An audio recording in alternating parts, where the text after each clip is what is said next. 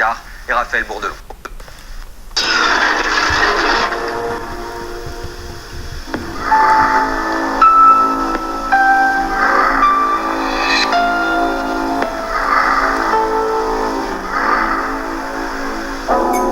La Corse est en deuil et enterre les victimes de la catastrophe de Furiel. Et déjà une question est sur toutes les lèvres. Pourquoi la tribune provisoire s'est-elle effondrée? Le gouvernement veut que toute la lumière soit faite et le Premier ministre de l'époque, Pierre Bérégovoy, affirme que des sanctions vont tomber. Si il y a eu des irrégularités commises sur le plan administratif, qui est de ma compétence, elles seront durement et rapidement sanctionnées. Très vite, une commission d'enquête est nommée. Voici son rapport, il est accablant. Selon la commission, la catastrophe était bien prévisible. Il n'y a pas eu de fatalité. La tribune ne pouvait que s'effondrer et transformer le public accueilli en victime.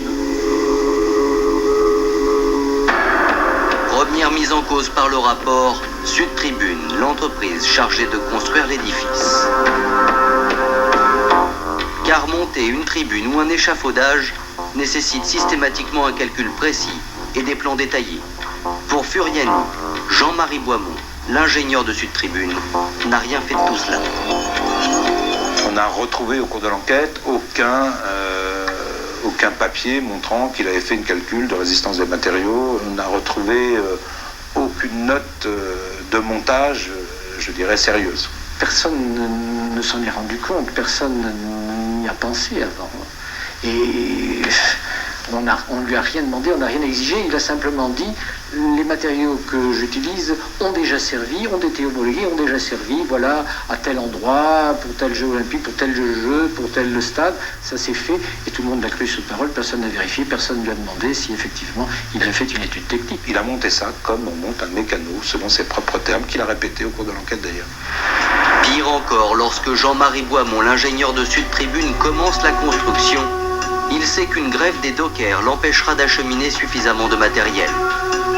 Alors, pour construire les 10 000 places, il ne lui reste qu'une solution. Trouver sur l'île ce qui lui manque, et c'est pourquoi la tribune provisoire de Furiani sera construite en partie avec du matériel d'échafaudage, qui sert habituellement au ravalement d'immeubles. Donc il se retrouve avec deux types de matériel, qui sont de conception complètement différentes. Donc une structure cylindrique et une structure carrée, et il va assembler ça. C'était là le point de rupture, il était à ce lieu d'assemblage de pièces différentes. Voilà la tribune une fois construite. À gauche, du matériel aux normes, composé de tubes d'acier carrés. À droite, un échafaudage inadapté, composé de tubes ronds.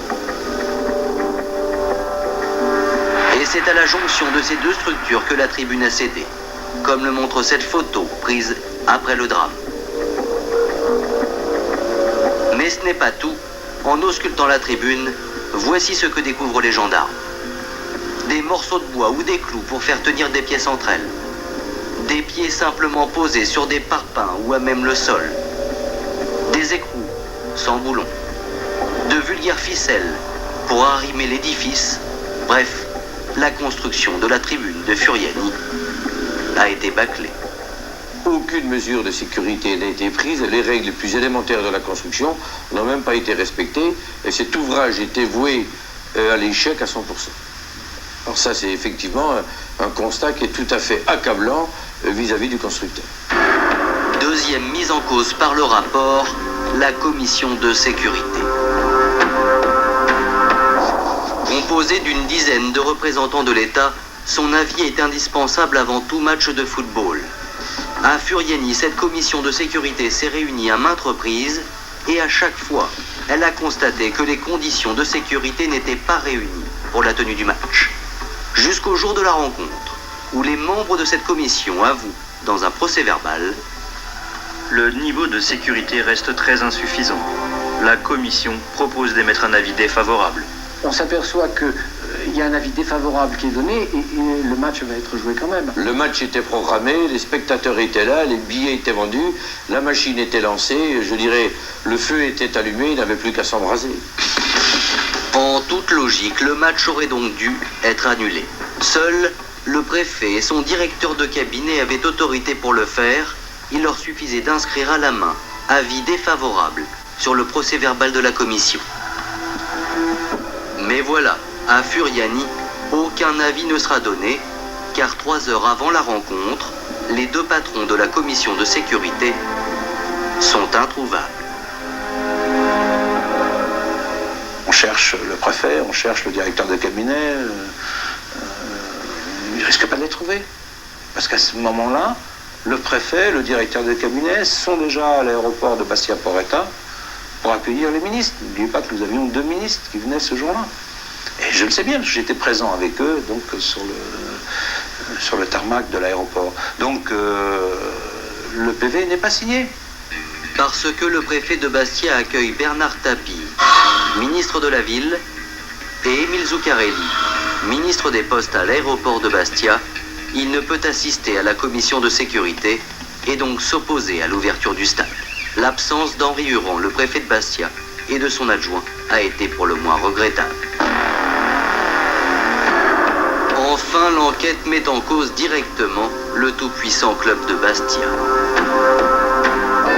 Si à Furiani, personne n'a joué son rôle avant le drame, ni Sud Tribune, ni le préfet, ni la commission de sécurité, ni même les instances du football, c'est qu'à Bastia, s'opposer au club pouvait s'avérer très dangereux.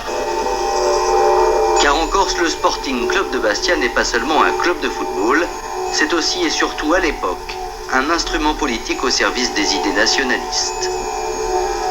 À cette époque-là, et depuis longtemps, le club a été le porte-drapeau du corsisme, le porte-drapeau de l'insularité, le drapeau blanc à tête de mort, on ne voyait que là.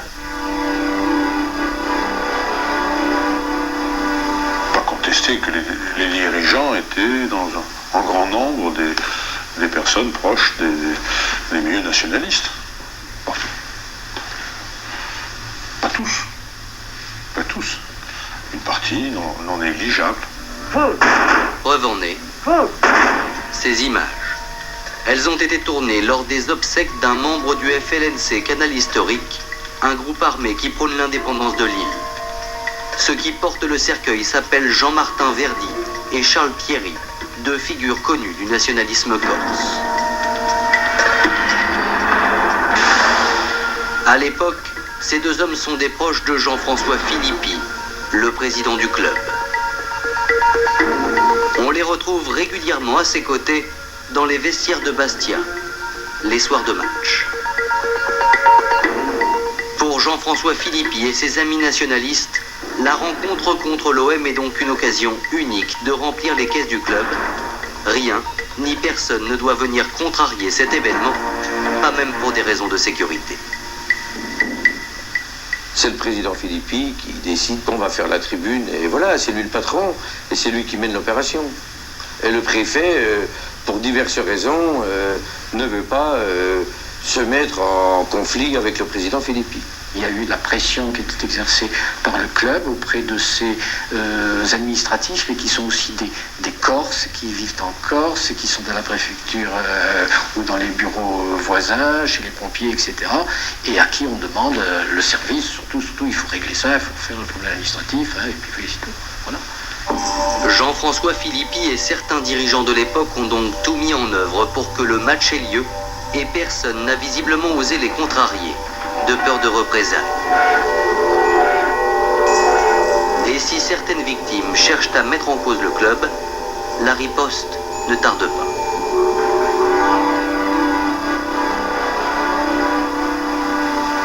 Il y aura des menaces de mort, des paroles très dures prononcées, parce que la recherche de la vérité, par ces gens-là, par ces victimes, gêne.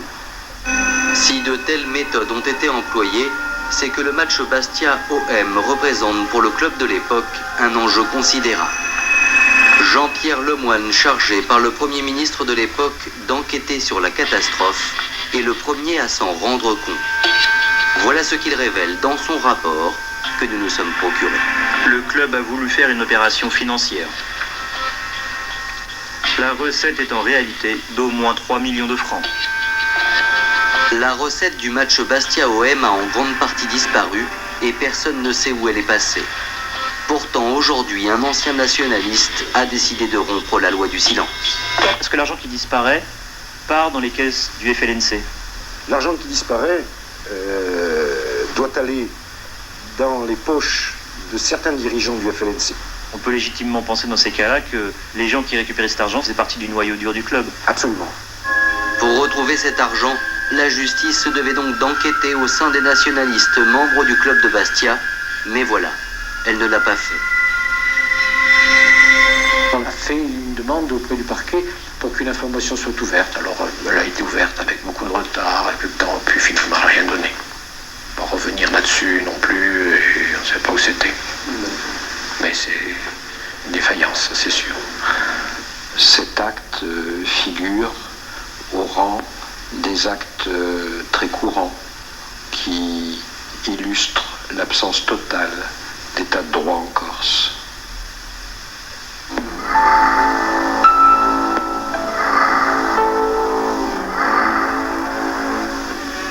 Plus de 2 ans et demi après le drame, la justice rend son verdict. La ville de Bastia est en état de siège. 400 policiers, CRS et gendarmes sont mobilisés. Rarement, l'ambiance d'un procès aura été aussi lourde et tendue. Les prévenus comparaissent dans un box vitré anti-bas. Ce jour-là, les victimes de la catastrophe de Furiani l'attendent depuis longtemps et n'espèrent qu'une chose, que les coupables soient sévèrement punis. Ils vont être déçus. Henri Huron, le préfet de l'époque, est déclaré non coupable. Il est relaxé. Aujourd'hui, il est toujours préfet, mais sans affectation. Il exporte du matériel militaire pour le compte de l'État.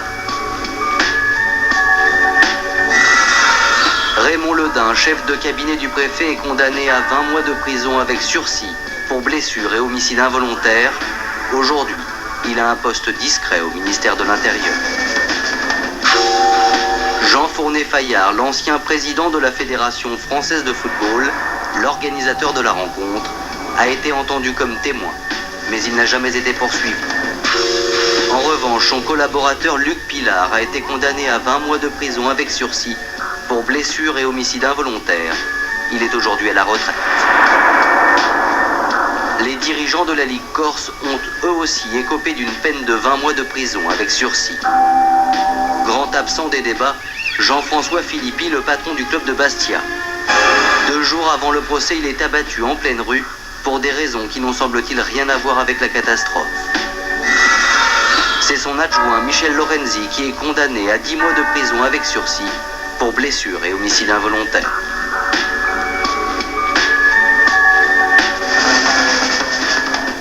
Enfin, Jean-Marie Boismont, l'ingénieur de Sud Tribune, est le seul à avoir reconnu ses fautes.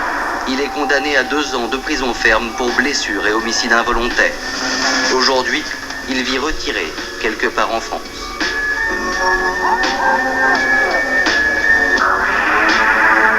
Finalement, et contre toute attente, la justice a été particulièrement clémente à l'égard des principaux responsables de la catastrophe.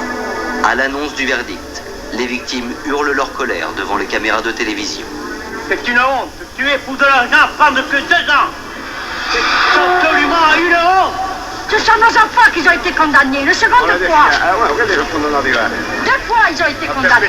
Ils n'ont rien eu, ils n'ont rien. Ils n'ont rien eu, mon enfant.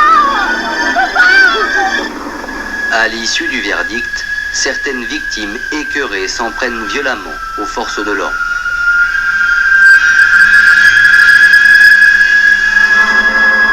Le peuple corse restera marqué à jamais par le drame de Furiani et n'est pas prêt d'oublier qu'à cause d'un simple match de football, 18 personnes sont mortes et plusieurs centaines resteront paralysées à vie.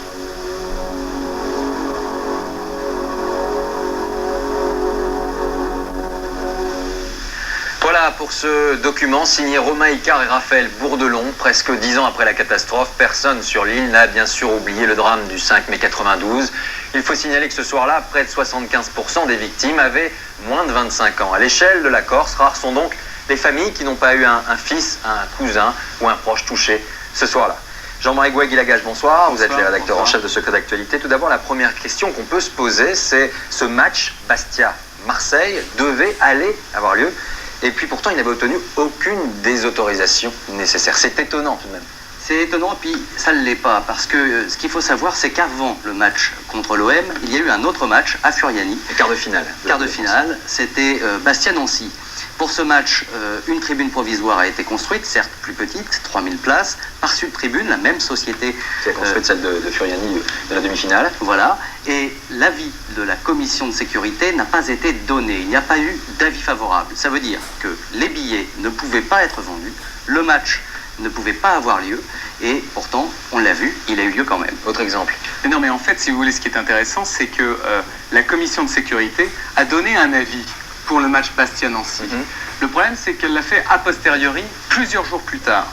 Romain Icard, qui est l'auteur du document, s'est procuré un document qui prouve que la commission de sécurité a commis un acte totalement illégal. On va voir ce document, il est dans les plasmas. Et si vous regardez le document, vous pouvez observer que le 30 avril 1992, la commission de sécurité a donné un avis favorable. Il se trouve que le match s'était joué 8 jours plus tôt, donc ce document est d'une certaine façon totalement illégal. On a tout de même l'impression que le club de Bastia à l'époque, en tout cas, c'est un club à part, qui fait fi des lois et des règlements. Pourquoi ces méthodes ? Vous savez, un club de football, pour un club de football en tout cas, un match c'est avant tout important pour remplir les caisses. Et là, Bastia accueille l'OM, c'est une équipe considérable, championne de France. À sa tête, Bernard Tapie, une star. Les joueurs de cette équipe sont extrêmement connus. Moros, Moser, les plus grands joueurs de l'époque sont à Marseille. Donc c'est l'occasion, quand on rencontre l'OM, de mettre des places en plus dans le stade, de les vendre plus cher et de profiter de cette affiche pour se faire beaucoup d'argent. Il faut quand même juste savoir que les places habituellement sont vendues entre 80 et 300 francs. Elles ont été vendues là essentiellement 500 francs, ce qui est considérable. Et puis ce qu'il faut savoir, c'est qu'apparemment à l'époque, la surfacturation des billets d'une certaine façon était une pratique courante à l'époque au club de Bastia. Par exemple, si vous voulez, 4 mois après la catastrophe, lors d'un petit match de championnat de France, la Fédération française de football a mené une enquête interne sur le club de Bastia. Et elle a pris des sanctions contre le trésorier du club. Et raison ? En fait, elle s'est aperçue, ou elle a eu la conviction, qu'il y avait une caisse noire au club de Bastia. Le principe est le suivant, si vous voulez, vous avez un billet qui est théoriquement vendu à 50 francs, et ben non, le club va le vendre à 80. 80 francs. Alors on a évoqué dans le document les relations entre le club et le mouvement nationaliste, des relations apparemment privilégiées. Écoutez ce que nous révélait sur ce thème François Santoni, le leader nationaliste, quelques mois avant son assassinat en juillet dernier. On l'écoute. Des joueurs de foot ont été achetés avec l'argent du mouvement national. Ce que je déplore au demeurant, parce que je ne suis pas un fanatique de foot, et je crois que les deniers du mouvement nationaliste auraient mérité d'être beaucoup plus comptés. Alors on vient de l'entendre, le Sporting Club de Bastia, des joueurs étaient achetés par le mouvement nationaliste. C'est plutôt surprenant, mais l'objectif c'était quoi en contrepartie ? La contrepartie c'est simple, ça peut être par exemple d'autoriser dans l'enceinte du stade la distribution de drapeaux ou de fanions à l'effigie du nationalisme. Le club c'est en fait le porte-drapeau du nationalisme sur le... Exactement. Ça permet aussi dans les haut-parleurs avant la rencontre de diffuser des chants nationalistes et de toucher qui ? De toucher une population considérable, des jeunes surtout, et c'est un vecteur de communication pour le nationalisme. Alors on peut se demander s'il y a eu une espèce d'échange, de contrepartie pour les nationalistes, à savoir les nationalistes achètent certains joueurs et lorsqu'il y a surfacturation des billets, une partie de l'argent est reversée à certains de ces leaders nationalistes. Ceci dit, jusqu'à présent, personne n'a eu vraiment la preuve de ce genre de pratique. Le jour du match, on l'a vu dans le sujet, beaucoup de monde, dès leur arrivée, se sont inquiétés. On l'a vu dans le reportage, que ce soit les pompiers, que ce soit les spectateurs, les journalistes. Ils doutaient fortement de la solidité de la tribune.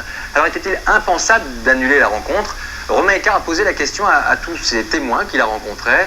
Voilà ce qu'ils répondent, ils ne sont pas tous tout à fait d'accord. Regardez. On avait le temps matériel d'arrêter. Ils ne l'ont pas fait. C'est pour ça que je dis que ce sont des assassins. Quand on connaît l'ambiance corse, c'est inconcevable. Inconcevable. C'est la révolution. Comment vous voulez évacuer une tribune de 10 000 personnes ? Surchauffée, en plus. Je pense que j'aurais essayé dans le calme, de dire aux gens, bon, il y a un petit problème technique, il faut qu'on règle, écoutez-moi, je suis un tel. Moi, j'aurais peut-être pu le faire parce que j'étais connu. et que dans le stade, j'aurais été crédible. Ok? Donc de dire aux gens, attention, on a un problème, on va momentanément faire descendre un petit peu les gens sur la pelouse, ne vous inquiétez pas, la rencontre va avoir lieu, et puis après on remettra tout en place, etc. C'était la seule façon de pouvoir agir. Mais est-ce que j'aurais eu, le courage de le faire, la capacité de le faire? Je ne peux pas répondre. Je ne vois pas qui aurait pris la décision au niveau des politiques d'annuler ce match ou de dire il ne faut pas le faire. Ce serait s'attirer l'antipathie. Ah oui, tout à fait. Donc là, c'était à l'État de prendre la décision, parce que l'État, lui, n'a pas regardé si il est antipathique ou pas à une population. Et là, il n'a pas joué son rôle. Alors, l'autre solution, elle a été envisagée d'ailleurs, ça aurait été de jouer le match à Marseille. Bernard Tapie, le patron de l'OM à l'époque, l'a proposé à Jean-François Philippi. Il l'a même invité à venir à Marseille, parce que Bernard Tapie, il sait très bien comment est le stade de Furiani. Il sait qu'il est vétuste, il sait qu'il n'y a pas beaucoup de place, il n'y a pas assez de place. Et Jean-François Philippi, donc le patron du SC Bastia, est allé visiter les installations marseillaises. Vélodrome. Et puis il s'est ravisé. Et en fait, il a eu raison, parce que quand on entend dans le document François Santoni dire que Bastia OM, c'est en quelque sorte la Corse contre le continent, il était impensable pour les Corses d'aller jouer ce match sur le continent. Alors, est-ce que le football français a tiré les leçons de cette catastrophe? Absolument. Si vous voulez, il y a vraiment eu un effet Furiani. Avant, pour les fameuses tribunes provisoires, les textes étaient assez flous. Aujourd'hui, les maires et les préfets ont pour obligation de donner systématiquement un avis à l'issue des réunions de commission de sécurité. Ça, c'est une première chose. La seconde, c'est que ce qui a aussi changé, c'est que les commissions de sécurité ne peuvent plus se prononcer aujourd'hui sur les tribunes dites provisoires. Il y a des tribunes provisoires dans les stades de foot? S'il y en a, en tout cas, il y en a. S'il y en a, c'est aux sociétés spécialisées, des sociétés d'expertise comme le Bureau Veritas ou la Socotec, qui doivent, elles, se prononcer. Et sans leur accord, on ne peut pas aujourd'hui ouvrir un stade de foot ou bien jouer un match de football. C'est beaucoup plus draconien aujourd'hui, c'est sûr. Il aura donc fallu que la France vive un drame d'une telle ampleur pour prendre conscience des dangers que peuvent entraîner l'organisation d'un tel événement. Le seul message que la Corse émet encore aujourd'hui, c'est bien sûr plus jamais ça. Merci à tous les deux. Merci aussi à tous les témoins de cette catastrophe qui ont accepté de revenir sur ce drame. Place maintenant un instant ceux qui étaient sur les gradins.